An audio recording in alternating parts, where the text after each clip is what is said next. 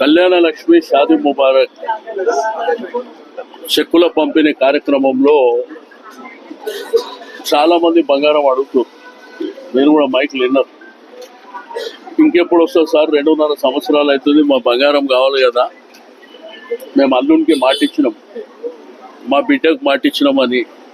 అది నేను చెప్పింది కాదు, మీరు అందరూ చూశారు. అంటే ప్రభుత్వం ఏంటంటే, ఒకవేళ మా ప్రభుత్వం వస్తే ఈ కార్యక్రమాలు చేస్తామన్నప్పుడు చేయాలి. పబ్లిక్ ఆస్పిరేషన్స్ ఎట్లుంటాయంటే ఇస్తారేమో కదా అనేటువంటి ఒక కాన్ఫిడెన్స్ ఉంటుంది. అది వాళ్ళు అడిగే డిమాండ్ కూడా కాదు, మీరు చెప్పిన డిమాండ్.